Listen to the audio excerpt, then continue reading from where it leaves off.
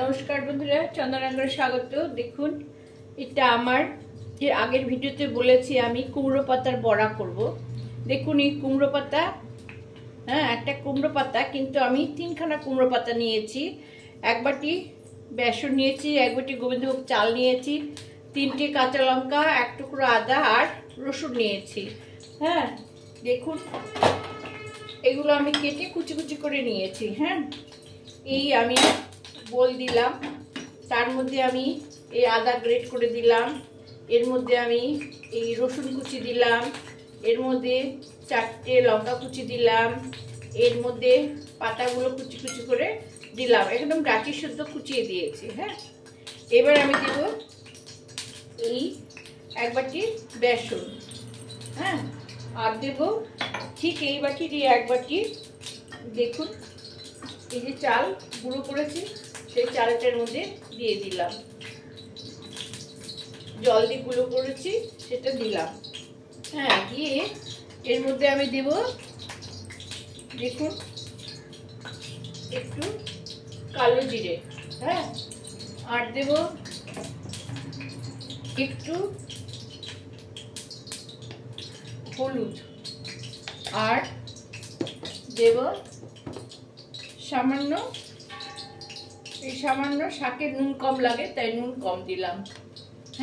দিয়ে এটা আমি মাখবো, দেখুন এরকম করে মাখবো। যদি মনে হয় একটু জল লাগবে তাহলে জল দেব। এরকম করে মেখে নিলাম। এইবার আমি কড়াইয়ে বসিয়ে দেব, তেল দিয়ে ভাজবো। এবার দেখাচ্ছি, কড়াই বসিয়ে, দেখুন এটা টাইট হয়েছে বলে এর মধ্যে আমি একটু সামান্য জল দিয়ে দিলাম। মেখে নিচ্ছি, এরকম করে মেখে নিচ্ছি। মনে রাখবেন, ময়দা, আটা, cornflour, baking powder, baking soda কিচ্ছু দিচ্ছি না। কি দেব? সুজি না, কিচ্ছু না, শুধু বেসন আর চালগুলো দিয়ে, আর আদা রসুন আর কাঁচা লঙ্কা, আদা রসুন আর কাঁচা লঙ্কা দিয়ে লবণ হলুদ দিয়ে এটা মেখে নিলাম। নিয়ে ঠিক এরকম এটা পকোড়া মতন ভেজে নিলাম। চাল কুমড়োর পাতার পকোড়া বা বড়া। দেখুন ঠিক এরকম গোল গোল করে বড়া প্লাস পকোড়ার মতো ভেজে নিলাম। দেখবেন একদিন করে তৈরি করে দেখবেন কেমন সুন্দর লাগে।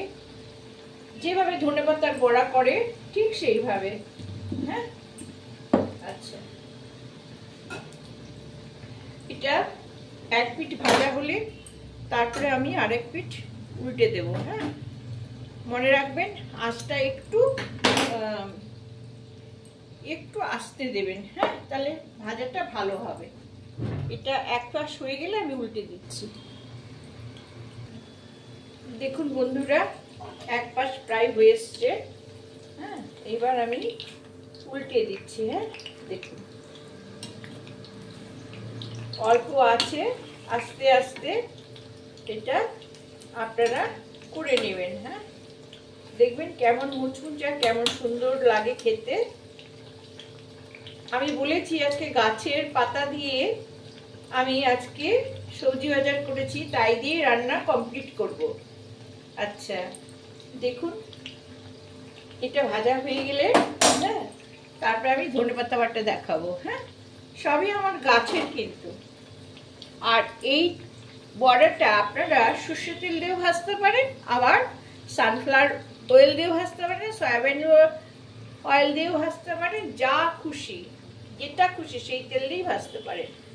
আমি অবশ্য সর্ষের তেল আর ওইটাকে কি বলে, সানফ্লাওয়ার অয়েল মিশিয়ে ভাজছি।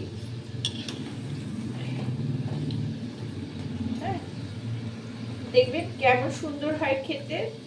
বেসন আর চাল গুঁড়ো, মনে রাখবেন চাল গুঁড়োর পরিমাণ কিন্তু বেশি দেবেন। মানে যদি গোলাটা শক্ত বা নরম হয়, যদি শক্ত হয় তাহলে একটু জল দেবেন না, যদি নরম হয় তাহলে একটু মানে পাতলা হয় তখন কিন্তু বেসন না মিশিয়ে চালের গুঁড়োই মেশাবেন, তাহলে আরও টেস্ট হবে। আর যদি না থাকে তাহলে আপনারা একটু আটা মিশিয়ে দেবেন, আটা বা ময়দা দিয়ে দিবেন। হ্যাঁ, বেসন বেশি না খাওয়াই ভালো। আমাদের সুগারের রোগীদের তো বেসন খেতে খুব বারণ করে, বেসন বড়া এগুলো, তো একটু ওই জন্য রান্না বান্না করতে গেলে একটু ভেবে চিন্তেই করতে লাগে, সবার কথা ভেবে। আচ্ছা বন্ধুরা দেখুন এটা হয়ে এসছে। আপনারা ভাবছেন এটা হয়ে গেলে দেখালেই তো সময়টা বেঁচে যায়, তাই না?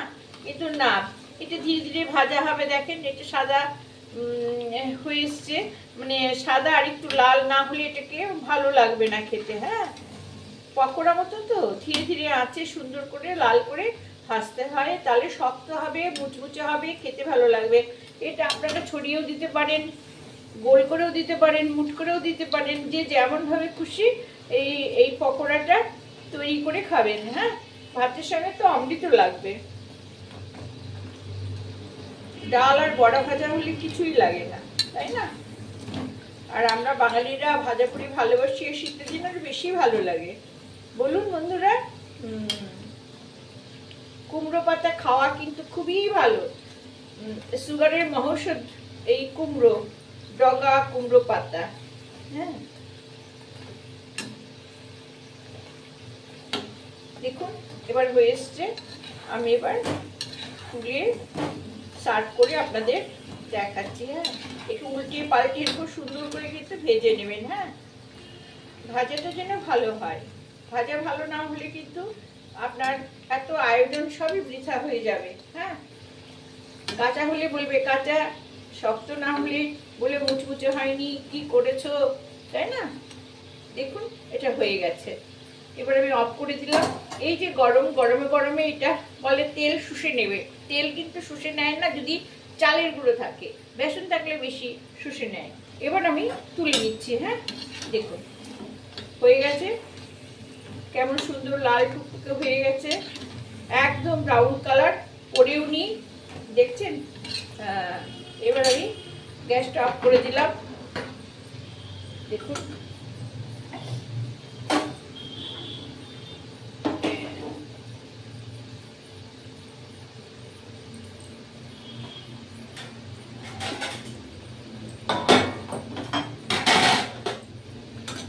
এই তেলের গরমে এটা হয়ে গেল।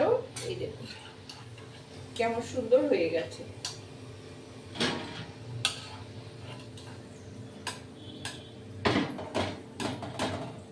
দেখুন এই যে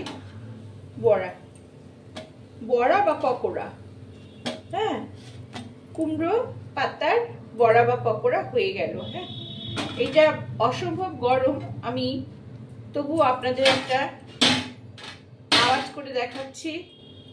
দেখুন কেমন মুচমুচে, দেখুন এই দেখুন ভেতরটা এত সুন্দর হয়েছে। বন্ধ হয়ে গেল নাকি? আপনারা দেখছেন, ঠিক আছে। দেখুন এত সুন্দর ধোঁয়া বেরোচ্ছে, খুবই টেস্ট।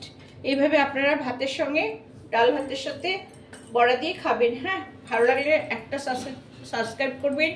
আপনারা যে যেখান থেকে দেখছেন, ধৈর্য ধরে দেখার জন্য আপনাদের সবাইকে ধন্যবাদ। আর প্লিজ আপনাদের একটা অনুরোধ জানাবো যে আপনারা আমাকে সাবস্ক্রাইব করে চলে যাবেন না। অনেকে কিন্তু সাবস্ক্রাইব করে চলে যাচ্ছেন। হ্যাঁ, কন্টেন্ট ভালো করতে পারছি না, আপনাদের কথা দিচ্ছে আমি এর পরের কন্টেন্টগুলো সুন্দর করে করার চেষ্টা করবো। ওকে বন্ধুরা, রাখছি। নমস্কার সবাইকে, শুভ দুপুর।